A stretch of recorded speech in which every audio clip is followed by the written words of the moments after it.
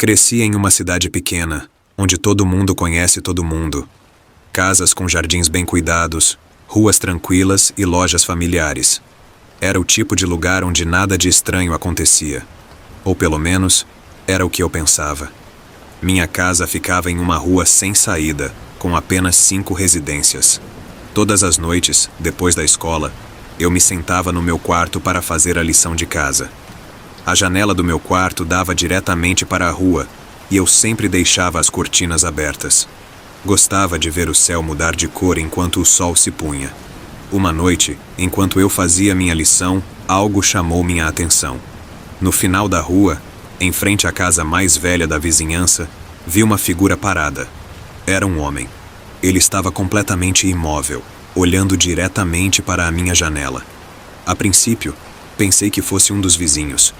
Talvez estivesse esperando por alguém ou apenas passeando.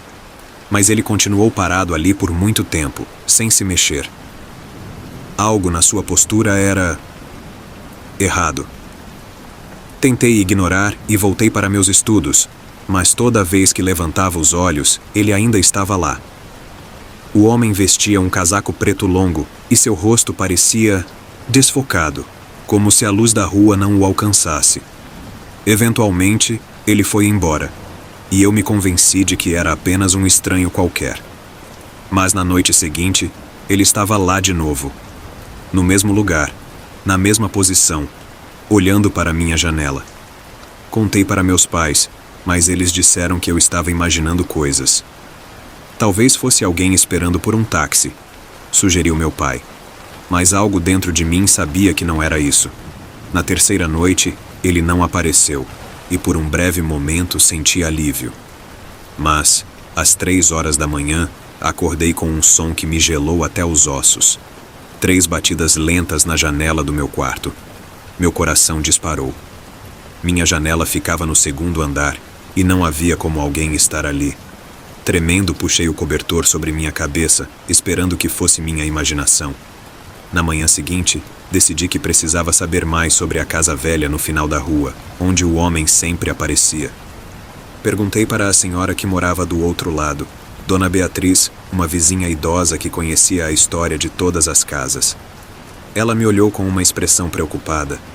Aquela casa pertenceu a um homem chamado Samuel. Ele morava sozinho e era conhecido por ser muito recluso. Dizem que ele morreu ali, sentado em frente à janela, olhando para a rua, esperando alguém que nunca chegou. Fiquei arrepiado. Naquela noite, o homem apareceu de novo. Mas desta vez, não estava no final da rua. Ele estava no meu jardim, parado entre as árvores, ainda olhando para a minha janela. Fechei as cortinas e nunca mais as abri à noite. Foi no verão de 2017 que eu decidi fazer algo impulsivo. Uma viagem de carro sozinho. Estava cansado do trabalho, da rotina, e precisava de um tempo para mim. Peguei o carro e dirigi sem destino, apenas aproveitando as estradas tranquilas e as paisagens que mudavam ao longo do caminho. Na terceira noite, enquanto cruzava uma estrada secundária pouco iluminada, percebi que o tanque de gasolina estava quase vazio. O GPS não estava ajudando. Então comecei a procurar desesperadamente por sinais de civilização. Foi então que vi a casa. Era uma construção antiga, de madeira, com uma placa enferrujada pendurada na varanda que dizia Loja e Hospedaria. Parecia um daqueles lugares que já haviam visto dias melhores, mas estava iluminada, o que era um bom sinal. Estacionei o carro e entrei. O ambiente cheirava a madeira velha e cera de vela. Atrás do balcão, havia uma mulher idosa, com cabelos grisalhos presos em um coque e olhos pequenos que me seguiram desde o momento em que pus os pés lá dentro. Boa noite, disse, tentando parecer amigável. Estou procurando gasolina. Ela me olhou por um momento antes de apontar para fora. Tem um galão no galpão. Pode pegar. Agradeci, mas quando estava saindo, ela me chamou. É perigoso dirigir à noite por aqui. Os viajantes geralmente ficam na pousada. Eu hesitei. A ideia de dormir em um lugar tão isolado não me agradava, mas o tom da sua voz carregava uma preocupação genuína. Acabei concordando. Ela me entregou a chave de um dos quartos no andar de cima e disse que o galão de gasolina estaria disponível pela manhã. O quarto era pequeno, com um cheiro de mofo que parecia ter impregnado nas paredes. A cama era estreita, mas parecia confortável o suficiente para uma noite. Apesar do cansaço, demorei a adormecer. Havia um silêncio inquietante naquela casa, o tipo de silêncio que parecia mais um som abafado. Acordei no meio da noite com um som estranho. Passos. Eles eram leves, mas claramente vinham do corredor. Esperei que passassem, mas eles pararam bem na frente da minha porta. Alô? Chamei com a voz hesitante. Nenhuma resposta, apenas silêncio. Peguei meu celular para iluminar a sala, mas a bateria havia acabado. Por fim, criei coragem, fui até a porta e a abri. O corredor estava vazio. Apenas a luz fraca de uma vela tremeluzia ao longe. Voltei para a cama, mas o desconforto não me deixou dormir. Então, ouvi de novo. Desta vez, o som não era de passos, mas de algo raspando na madeira, como unhas arranhando o chão. Fiquei imóvel, tentando entender de onde vinha o barulho. Foi então que percebi. Vinha debaixo da cama. Meu coração disparou. Não sabia se deveria olhar ou correr, mas meus pés pareciam presos ao chão. Lentamente, me abaixei para olhar debaixo da cama, e foi quando vi olhos. 2 olhos brilhantes, olhando diretamente para mim. Não havia corpo, apenas os olhos, flutuando na escuridão. Caí para trás, e num impulso, corri para fora do quarto, descendo as escadas o mais rápido que pude. Quando cheguei ao térreo, a mulher estava lá, parada no meio do salão, com uma expressão calma e quase satisfeita. Eu avisei, ela disse com um sorriso enigmático. Sem responder, corri para o carro, mesmo sem gasolina, e comecei a empurrá-lo estrada abaixo. Nunca olhei para trás. Mais tarde, quando cheguei a um posto, contei o que aconteceu ao atendente. Ele ficou pálido. Essa casa? Não deveria estar lá. Foi demolida há mais de 20 anos. Desde então, nunca mais peguei estradas secundárias sozinho. Às vezes, um desvio na estrada nos leva a lugares onde nunca deveríamos estar. Isso aconteceu há 5 anos, durante uma viagem de férias que deveria ser relaxante, mas se tornou o pior pesadelo da minha vida. Eu e 3 amigos, Jake, Laura e Megan, decidimos alugar uma cabana em uma área remota de montanha. A ideia era desconectar das nossas rotinas agitadas e aproveitar o isolamento. A cabana ficava no meio de uma floresta densa, cercada por trilhas que não apareciam em nenhum mapa. Quando chegamos, tudo parecia perfeito. Havia um lago cristalino nas proximidades, pássaros cantavam entre as árvores e o cheiro de pinho estava por toda a parte. Mas já na primeira noite, algo não parecia certo. Enquanto jogávamos cartas ao redor da mesa, Megan disse que tinha ouvido um som estranho vindo do lado de fora. Deve ser um animal, Jake respondeu rindo. Mas Megan parecia séria. Não soava como um animal, era como uma voz. Rimos, achando que ela estava exagerando, mas quando olhei pela janela, percebi algo. A floresta estava completamente silenciosa, sem vento, sem o som dos insetos ou das corujas. Apenas um silêncio profundo e opressivo. Na manhã seguinte, decidimos explorar as trilhas ao redor da cabana. Jake, sempre o mais aventureiro, liderou o caminho. Depois de cerca de 1 hora de caminhada, encontramos algo que não esperávamos: um casebre. Era uma construção pequena e precária, com tábuas apodrecidas e janelas cobertas de sujeira. Parecia abandonado há décadas. Laura, curiosa, sugeriu que explorássemos. Eu queria voltar, mas fui convencido pelo entusiasmo do grupo. Quando entramos, o ar estava pesado, com um cheiro forte de madeira velha e algo metálico, como ferrugem. O chão estava coberto de poeira, mas havia marcas de pegadas recentes. No canto do casebre, havia uma mesa com objetos estranhos. Velas parcialmente derretidas, um caderno de capa preta e um espelho antigo, com a superfície manchada. Megan pegou o caderno e começou a folheá-lo. Está cheio de símbolos estranhos e frases em outra língua, disse ela, com a voz tremendo. Jake, brincalhão, pegou uma vela e acendeu, rindo da seriedade de Megan. Relaxa, é só uma velha cabana. Mas naquele momento, algo mudou.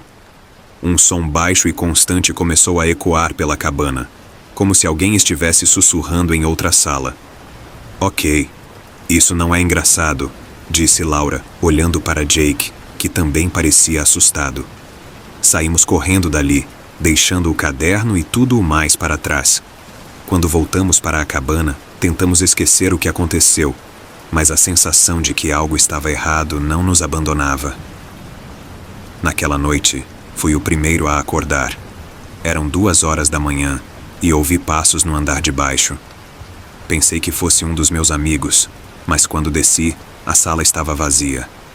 A porta da frente, que tínhamos trancado, estava entreaberta. Quando olhei para fora, vi algo que nunca vou esquecer. Do lado de fora, na borda da floresta, havia uma figura. Era alta e magra, com braços anormalmente longos e uma postura curvada. Não conseguia ver o rosto, mas sabia que estava olhando diretamente para mim. Acordei os outros e todos estávamos em pânico. Decidimos sair dali ao amanhecer, mas as horas até o sol nascer pareceram eternas. Ouvíamos passos ao redor da cabana e sussurros vindos de todos os lados. Quando finalmente amanheceu, pegamos nossas coisas e corremos para o carro. Ao passarmos pela estrada de terra, vimos o casebre novamente. A porta estava aberta, e o espelho que tínhamos visto lá dentro estava agora no batente da porta, refletindo o vazio da floresta. Nunca soubemos o que exatamente aconteceu naquela floresta. Mas desde aquele dia, todos nós sonhamos com a mesma coisa. A figura na borda das árvores, imóvel, apenas observando. Eu sempre fui o tipo de pessoa que acredita no melhor dos outros. Talvez seja ingenuidade ou otimismo, mas nunca desconfiei das intenções de alguém, até conhecê-la. Tudo começou em um café no centro da cidade. Eu estava em uma tarde comum, trabalhando no laptop e saboreando um cappuccino quando ela entrou. Era difícil não notar. Uma mulher elegante, com cabelo escuro perfeitamente preso em um coque e olhos que pareciam escanear o ambiente. Ela usava um vestido azul simples, mas havia algo na sua postura, controlada, quase calculada, que a fazia se destacar. Ela pediu um café e, enquanto esperava, deixou cair um livro da bolsa. Automaticamente, levantei-me para pegá-lo. Era Crime e Castigo. Um clássico, comentei, entregando o livro. Ela sorriu, um sorriso pequeno e frio, mas encantador. Obrigada. Poucos apreciam Dostoiévski hoje em dia. Isso foi o suficiente para iniciar uma conversa. Ela disse que se chamava Evelyn, uma historiadora que estava na cidade para uma conferência.